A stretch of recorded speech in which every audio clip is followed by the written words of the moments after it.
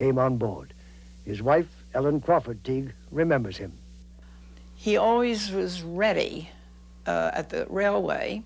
He didn't expect these men to do something he didn't do.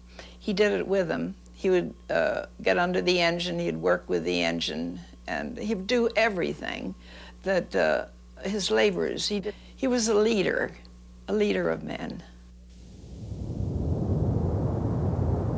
Together, the Teagues weathered some of the worst that Mother Nature had to offer, including the hurricane of 1938, which toppled Jacob's Ladder. At 231 miles an hour, Mount Washington has been witness to the highest winds ever recorded by man. One of Arthur Teague's most important contributions was the design and construction of sidings that would allow trains to pass one another. With 9 separate hand movements, these switches are the world's most complicated to operate, but they certainly do the job.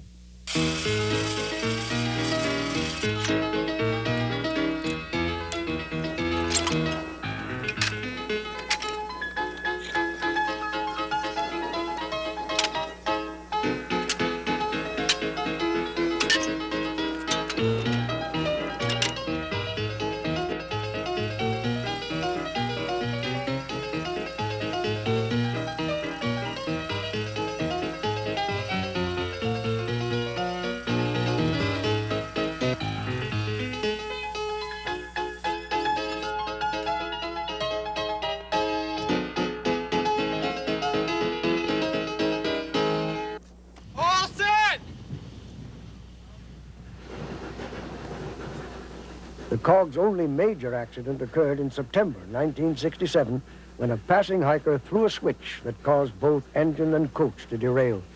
From that day forward, switching procedures were instituted which would prevent that possibility in the future. That lone accident still serves as a solemn reminder to all employees of the responsibility attached to every move they make.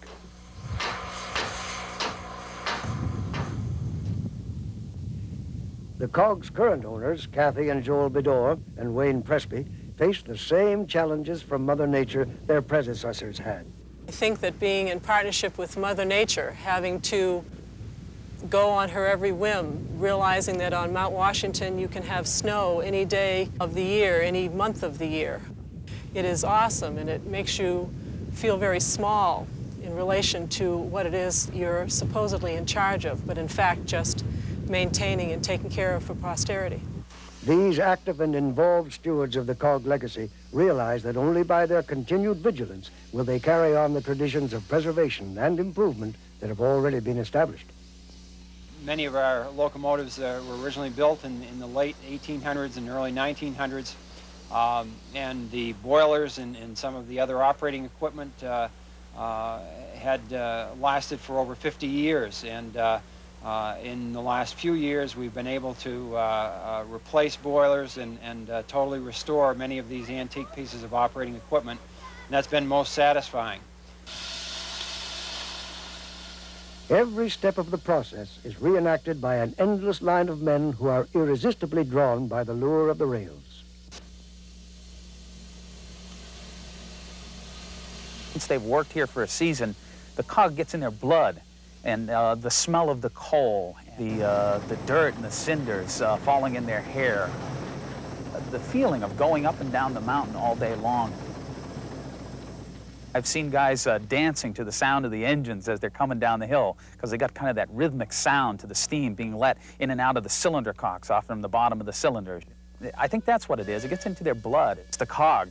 It's kind of funny when you hear that little whistle and that ch-ch-ch-ch as the trains are backing down the mountain. It kind of tickles you a little bit, and you tend to smile.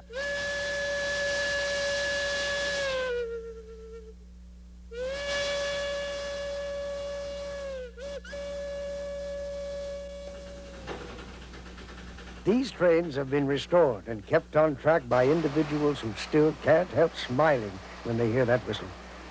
The common denominator they share is the goal to overcome day-to-day trials and tribulations and keep the train online. I think that Sylvester Marsh had great vision. The history of the railroad from his beginning right through the present is a day-to-day finding a way. There is no place you can look something up in a book, You cannot call someone in the business next door.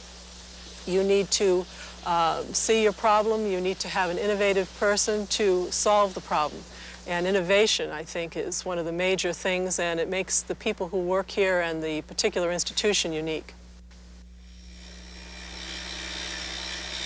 One of those modern-day innovators can be found in the person of shop foreman Mike Kendley. In his more than 15 years as a Cog Railway employee, he has performed almost every function and virtually built engines from the ground up. For trains that consume a ton of coal and 1,000 gallons of water on every trip up the mountain, routine maintenance is crucial.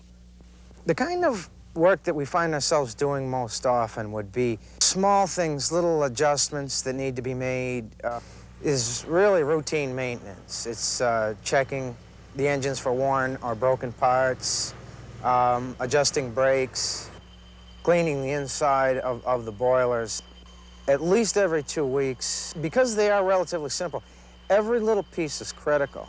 In some ways, they're simple sort of machines. All the parts have to be handmade, for one thing. There's a lot of thought that has to go into making these parts.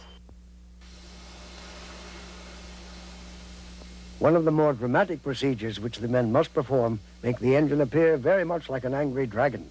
This process is called a blowdown. All clear!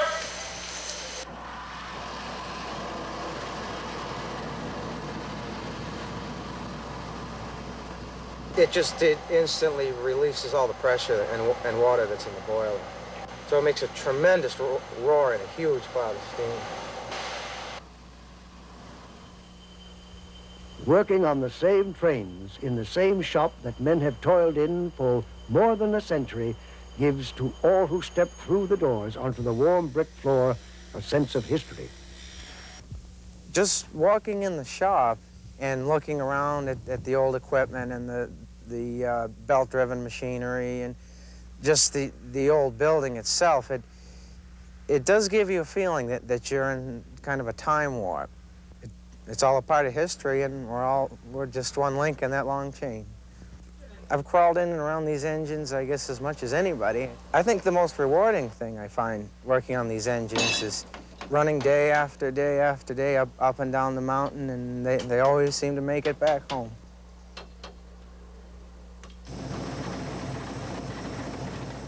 One of the reasons these trains always come home at night is men at the controls. The maze of piping, valves, and gauges inside the locomotive seem a cross between a plumbing supply store and a furnace. Since at times they appear impervious to the often hostile environment in the locomotive's cab, it seems these men must be made of fire and steam themselves. Water level would be the major concern. On this railroad line, we have so many different grades, and at all times we have to keep the flues covered with water. Even with the technical expertise engineer Pete Oasley must master, he hasn't lost touch with why he loves the job. When you're young, it seems as if you're so much more aware of things that are amazing. And, you know, as you get older, the romance seems to fade away.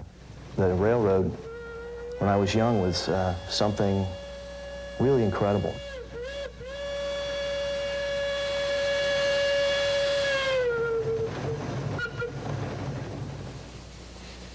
It takes many years for an employee to work his way through the on-the-job training required to become an engineer.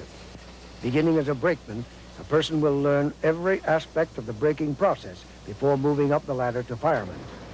These engines burn all night long, and it is the responsibility of the fireman to make certain the engine has a head of steam ready in the morning.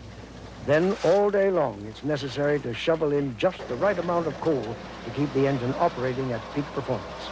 Those who have traveled on the Cog Railway or have worked on it need no reminder of its unique appeal.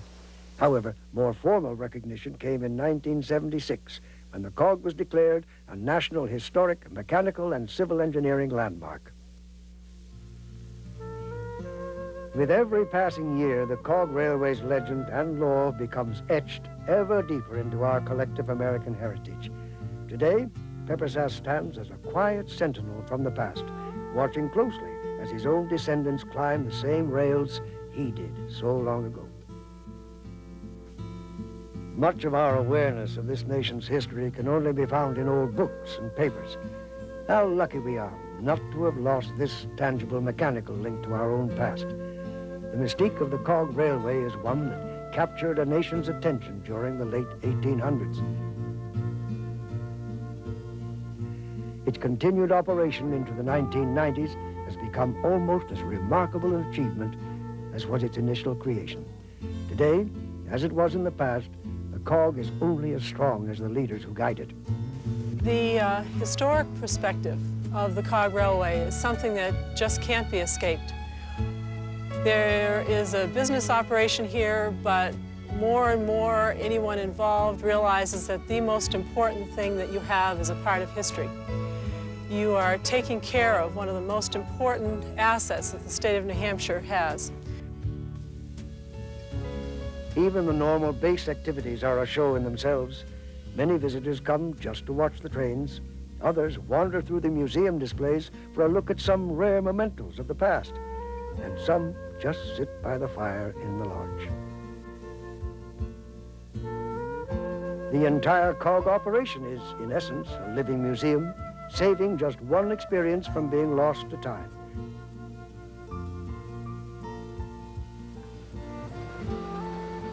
And doing just one thing, but doing it very well.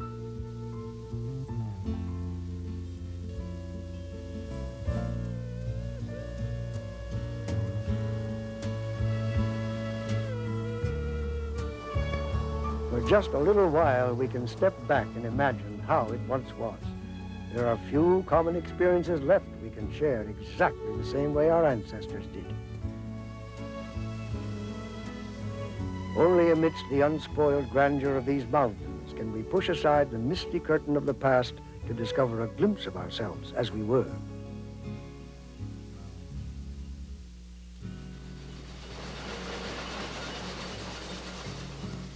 With all the technical advances of our modern era, the cog railway may be little more than a footnote of the industrial age. But in that note, we are reminded of how our dreams connect us to the past and shape the future.